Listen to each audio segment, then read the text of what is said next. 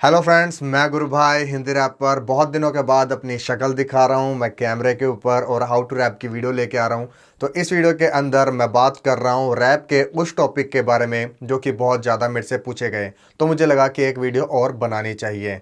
तो इस वीडियो के अंदर मैं बताने वाला हूँ कि जब आप कोई रैप लिखते हो तो उसके अंदर आपने 4 लाइन्स जो लिखी हैं उसके अंदर अलग अलग लाइन को आप बड़ी लाइन कैसे लिख सकते हैं, क्योंकि कई लोगों का मानना है कि अगर 2 बीट्स निकलती है या 4 बीट्स निकलती है तो एक लाइन मेरी बनेगी, 2 लाइन बनेगी, तो उनका एक कन्फ्यूज़न है। तो हम कैसे ज़्यादा बीट्स के अंदर वो मतलब बहुत बड़ी लाइन यूज़ कर सकते हैं, वो अभी मैं इसके अंदर बताता हूँ कि कैसे आप यूज़ कर सकते हो और कैसे स्ट्रक्चर जाएगा, और कुछ स्क्रीन के ऊपर भी आएगा तो उसको भी देख के आप समझ लेना कि ये कैसे मैं टिप्स बता रहा हूँ। तो वीडियो को फटाफट शुरू करते हैं और चलते हैं रैप के मेन टॉपिक के ऊपर। Guru Bhai studio, the temple of music. Bhai studio, the temple of music, temple of music. So दोस्तों, हम बात कर रहे हैं रैप के टॉपिक के बारे में, और अगर कोई भी मेरे चैनल के ऊपर नया आया है तो प्लीज़ लाइक कमेंट शेयर करे बिना बिल्कुल मत जाना, कम से कम अपनी लाइक करके हाजिरी ज़रूर लगा देना। तो चलिए, मेरे पास कुछ लाइन है। जैसे कि आपको पता है कि मैंने पहले बोला था एक वीडियो के अंदर, जिसके अंदर मैंने एक कॉमन सेंस के अकॉर्डिंग बताया था कि एक जैसे कोई शायरी लिखता है इंसान, तो उसके अंदर क्या होता है, एक लाइन के अंदर हम एवरेज 7 वर्ड्स का इस्तेमाल करते हैं, 7 शब्दों का या 8 शब्दों का इस्तेमाल करते हैं। एक कॉमन सी लाइन बता रहा हूँ जो कि बहुत पॉपुलर है मेरे रैप के अंदर। मैं हमेशा उसी लाइन का यूज़ करता हूँ और कुछ लोग बोलते हैं कि एक ही लाइन बार बार रिपीट करता है। कारण ये है कि ज़्यादा लोग उसी लाइन को जानते हैं। जैसे कि गुरु का रैप आया वॉल्यूम करो हाई, तो इसके अंदर अगर मैं गिनूंगा, गुरु का रैप आया वॉल्यूम करो हाई, तो 6, और जो का आया था वो लगभग 7 लगा लो। ठीक है, तो आगे एक और लाइन करते हैं। गुरु का रैप आया वॉल्यूम करो हाई, लिरिक्स को काट के बना हूँ मैं कसाई, तो इसमें भी 6, 6.5, 7 शब्दों का इस्तेमाल हुआ है। तो ऐसे ही करते करते ज़्यादा शब्द भी इस्तेमाल होते हैं। तो एक सेंटेंसेस मैंने एक आइडिया लगाने के लिए बताया, वरना ये कोई इतना इंपॉर्टेंट नहीं है जो मैं आपको गिन के बता रहा हूँ तो आप भी गिनने लग जाना, ऐसा कुछ नहीं है। सिर्फ मैं आपको आइडिया देने के लिए बताने वाला हूँ कि आगे जो मैं बता रहा हूँ उसको समझाने के लिए ये बताना ज़रूरी है। तो अब अगर मैं कोई बड़ी लाइन यूज़ करता हूँ तो वो कैसे यूज़ होएगी और वो कैसे होगी, इसके लिए भी मैं आपको एक स्ट्रक्चर बता देता हूँ कि अब जो अगली लाइन है उसके अंदर जो मेरा राइमिंग का स्ट्रक्चर है वो थोड़ा देर में आएगा। देर में कैसे, अब देखो, मैंने सोचा शराब शुरू करूं पर बियर पीनी शुरू कर दी, क्योंकि मेरा दिमाग धीरे धीरे हो गया था धीरे। अब ये देखो, इसके अंदर दोनों लाइंस के अंदर कोई भी राइम्स मैच नहीं हुई। अब ये राइम्स मैच करेगी। मैं पढ़ता था स्कूल में वो पढ़ाई भी बंद कर दी, जब महसूस हुआ प्यार झूठा है जला दी वो तस्वीरें। तो अब इसके अंदर राइम्स मैच हुई है। तो ये राइम्स कैसे मैच हुई है, ये राइम मैच करने के लिए एक लाइन को बड़ा नहीं लिखा हुआ। कुछ लोग ये सोचते हैं कि एक लाइन को बहुत बड़ा लिखा है, इसलिए इसमें सिर्फ फ़र्क ये है कि पहली लाइन के अंदर क्या है, राइम्स यूज़ हुई है।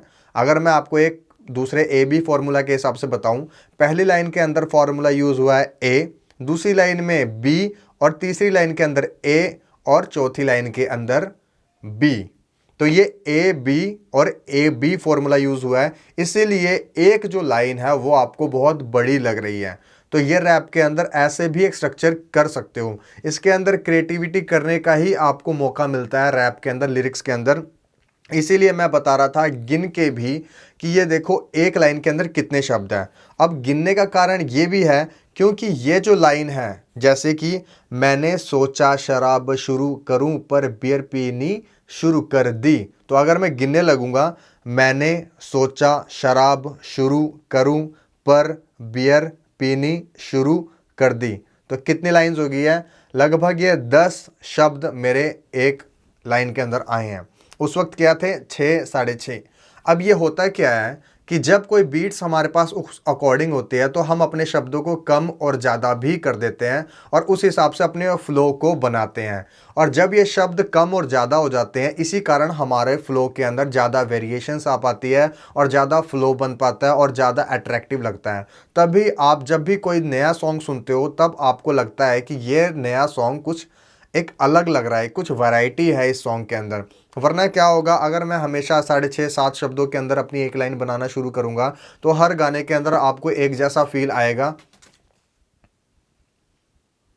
वो डिफ्यूज़र लगाया था एक यार, अब वो गिर गया। आप देखो वीडियो में डिस्टरबेंस कर दी इसने यार। अपना सेटअप लगा देता हूँ मैं थोड़ा सा। आज मैंने इसके अंदर अम्ब्रेला नहीं लगाई थी क्योंकि मेरे को अम्ब्रेला निकालने में टाइम लगता, सेटिंग करता, इसलिए मैंने एक कागज़ का यूज़ किया था ताकि लाइट मेरे मुंह के ऊपर डिफ्यूज़ ना हो। चलो वीडियो शुरू करते हैं। तो मैं कह रहा था कि अगर मैं 6.5 या 7 शब्दों के अंदर अपनी एक लाइन को हमेशा पूरी कर दूंगा तो क्या होगा, एक जैसा साउंड करेगा मेरा सॉन्ग, एक जैसी एक फीलिंग सी आएगी, पता लगेगा कि ये सॉन्ग शायद उस वक्त लिखा है जब ये सॉन्ग तैयार हो रहा था। मतलब कि आप एक ही सॉन्ग को अगर 2 टुकड़े में काट के सुनाओगे किसी को तो उसके अंदर फीलिंग का एक जैसा ही टेस्ट आएगा। इसीलिए हमेशा जब भी आप नया सॉन्ग बनाओ तो उसके अंदर अपने शब्दों की जो एक लेंथ होती है उसे भी कम और ज़्यादा ज़रूर किया करो ताकि उसमें भी सुनने में एक वैरायटी पता लगे। और उसके अंदर राइम्स के फ्लो को भी थोड़ा थोड़ा चेंज कर दिया करो। स्टार्टिंग में मैंने भी थोड़ी बहुत गलतियां करी, उसी से सीख के मैं आपको बता रहा हूँ कि मैंने ऐसी गलतियां की थी तो उस वक्त थोड़ा बहुत मुझे भी कई बार फील होता था कि ऐसे होता था, क्योंकि मैं कोशिश करता था कि अपने गाने को आज ही 2 गाने बना लूँ, आज ही 3 गाने बना लूँ। पर ऐसा करने से क्या हुआ, गाने तो बन गए पर जो फीलिंग थी उस दिन की वो उसी दिन वाली फीलिंग हर गाने में आ रही है। इसीलिए मैं डे बाय डे अपना दिन बदल बदल के लिखता हूँ थोड़ा बहुत, ताकि कुछ नया मेरे माइंडसेट को मिले। क्योंकि आप आसपास ज़िंदगी में भी जो रियलाइज़ करते हो वो लिखना शुरू कर देते हो कभी कभी, तो इसलिए हमारे टेस्ट थोड़े बदलते रहते हैं और गाने के अंदर थोड़े थोड़े टेस्ट बदलते भी रहने चाहिए। इसीलिए इस लाइन के अंदर मैंने आपको बता दिया, स्क्रीन पे आपने देख ही लिया होगा। तो मेरा यही कहना है कि आप जब रैप लिखो तो उसके अंदर एक लेंथ का ध्यान दो और मेरी उस बात के ऊपर अटल ना रहें कि हमने 6-7 शब्दों के अंदर ही कंप्लीट करना है। आप अगर चाहो तो एक पूरी लाइन बना सकते हो। अगर जैसे मैंने बताया ना, शुरू कर दी और नीचे वाले में आ रहा है मैंने बंद कर दी, तो वो मैं मेरा लिखने का जो सेंस होता है हमेशा कि मैं हमेशा शब्दों को ना, जैसे ऊपर वाली लाइन के अंदर मैं ऊपर की बात कर रहा हूँ तो अगली लाइन के अंदर मैं नीचे की बात करूँगा, तो कंपेयर करके मैं लिखता हूँ। इसीलिए मैंने उस लाइन के अंदर बात कर रखी है शुरू कर दी और चौथी लाइन के अंदर बंद कर दी। तो ये मेरा लिखने का तरीका है। पर आप भी लिख सकते हो, ऐसा कोई इसमें दो राय नहीं है, सबका अपना अपना होता है। पर अगर आप मेरे स्टाइल से लिखोगे तो थोड़ा शायद आपको मैच करता हुआ लगेगा मेरे स्टाइल से। बस मेरा ये कहना है कि आप अपने माइंडसेट के हिसाब से लिखो। ये सिर्फ मैं अपना एक्सपीरियंस बता रहा हूँ और अपने तरीके बता रहा हूँ जो आप अपने गाने में यूज़ कर सकते हो और नया कुछ इजाद भी कर सकते हो। तो अब एक लाइन के अंदर जो था 4 लाइंस बनती है, तो आप 4 लाइन के बजाय उसको 2 लाइन बना सकते हो। 2 लाइन कैसे, जो 4 लाइन के अंदर आप 2 को टुकड़े में डाल सकते हो और जहाँ पे आपकी 4 राइम्स बन रही थी उसमें आप 2 राइम्स बना दो। यानी कि जो ए लाइन थी उसके अंदर ए का पार्ट के अंदर ब्लैंक आ जाएगा और जो सेकंड के अंदर बी थी, बी के अंदर ए डल जाएगा और जो थर्ड थी वो भी ब्लैंक हो जाएगी और जो चौथी है वो हो जाएगी आपकी ए। यानी कि पूरी की पूरी यहाँ से एक लाइन गई और नीचे से जुड़ती हुई एक लाइन फुल स्टॉप, फिर जब सेकंड शुरू हुई और नीचे जाते हुए फुल स्टॉप, तो ये 2 लाइन आपकी बन जाएगी। आप ऐसे भी कर सकते हो, चाहे तो आप 3 भी कर सकते हो, 4 भी कर सकते हो, जितना मर्जी खींच दो उसको। पर वो एक एंडिंग उसकी जो ख़त्म करोगे ना, राइम से होनी चाहिए, लगना चाहिए कि हाँ कुछ टेस्ट आया है। बस यही था इस वीडियो के अंदर। मैं उम्मीद करता हूँ आपको समझ आ गया होगा। बाकी आपको लिखा हुआ था स्क्रीन के ऊपर, वहाँ से आपको देख के पता लग गया होगा।